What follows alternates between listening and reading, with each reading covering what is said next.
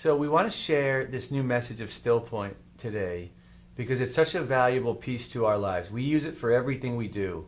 Literally, I came across Stillpoint years ago when I was practicing craniosacral therapy. In craniosacral therapy, there's a principle where there are rhythms moving, and the body literally moves in and out. This is called the craniosacral rhythm, the in and the out. Basically, that in, that out, or flexion, extension, positive and negative. And that cranial rhythm is really the same exact principle that's going on with the oceans. That same rhythm. The body is made of the same amount of water or liquid as the planet is, same percent of solid to liquid.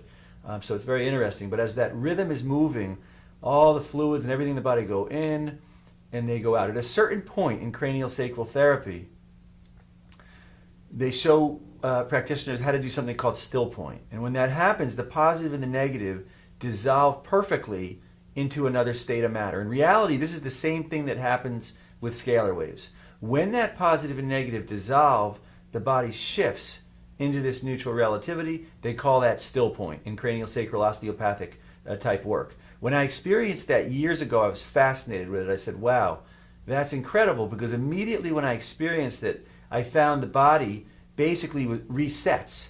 It's sort of similar to what happens with your computer. When you go through and the computer's not working so good, you go through and you clean stuff up, you delete stuff. As you clean all that stuff up, at a certain point, the processor starts to work more efficiently and everything starts to function. Well, the same thing happens in the cranial principle, the Stillpoint principle. When the body comes to Stillpoint, it literally deletes stuff. This same principle occurs with the old cassette recorders, if you recall the cassette recorders. You have information on there, and if you want to put new information, you flip the polarity. And in that process, the information is released. In other words, all information is polarity. I often say in our seminars, there's really only two things going on in the universe. There's polarity and there's neutrality. Our option, our choice, is to determine where do we want to experience and live in that spectrum. Yogis and mystics describe this as energy, universal energy, or karma. Karma to me is the same thing as polarity. It's the exact same thing.